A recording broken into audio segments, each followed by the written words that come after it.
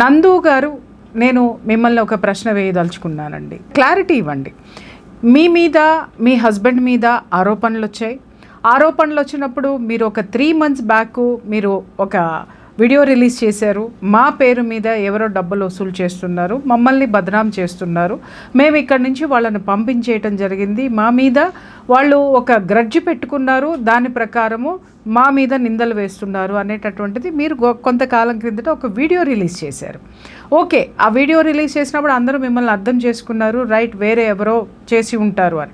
అలాగే దానికి సంబంధించి మీరు ముందే చెప్పినట్టుగా మీ మీద ఆరోపణలు రావడం మొదలుపెట్టినాయి.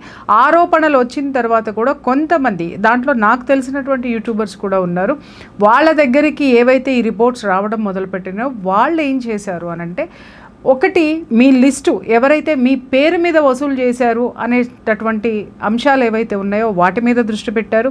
రెండోది ఏంటంటే, ఆ దృష్టి పెట్టినప్పుడు మీరు ఏదైతే ఆరోపణలు చేశారో దాంట్లో మీ అకౌంట్స్ ఉన్నాయి, అలాగే మీ హస్బెండ్ గారి అకౌంట్స్ ఉన్నాయి, వాళ్ళు చేసినటువంటి చార్ట్స్ ఉన్నాయి అనేటటువంటిది వాళ్ళు ఫైండ్ అవుట్ చేయడం జరిగింది.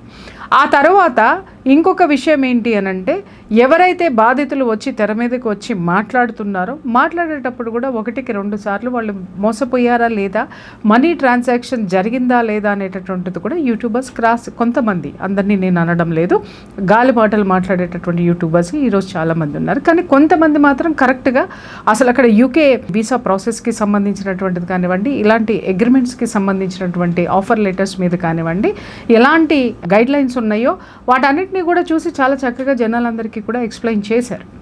ఓకే, ఎక్స్ప్లెయిన్ చేస్తూ ఎలా మోసపోతున్నారు అనేటటువంటిది కూడా చేశారు. ఇక్కడ విషయం ఏంటంటే, ఇవన్నీ గంపగుత్తగా బాధితులు ఎప్పుడైతే బయటకు వచ్చారో మీ మీద ఆరోపణల వెల్లువ అనేటటువంటిది ప్రవాహంలాగా సాగింది.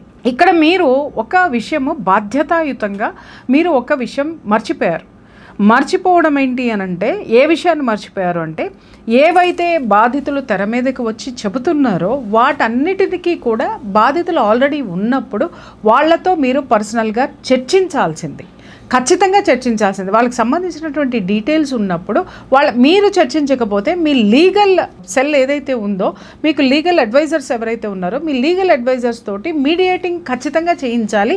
ఒకవేళ వాళ్ళు తప్పులు చేసున్నట్లయితే వాళ్ళ తప్పులు ఏంటో తెలియజేయాల్సింది ఒకటి. రెండోది, అవన్నీ చేసిన తర్వాత అవన్నీ మీరు స్క్రీన్ మీదకి వచ్చి, ఇదిగో వీళ్ళు ఈ తప్పులు చేశారు, అలాగే మాకున్నటువంటి గైడ్లైన్స్ ఇవి, అలాగే మాకున్నటువంటి హక్కులు ఇవి, దీని ప్రకారమే మేము చేశాము అనేటటువంటిది ఎక్కడా మీరు క్లారిఫికేషన్ ఇవ్వలేదు.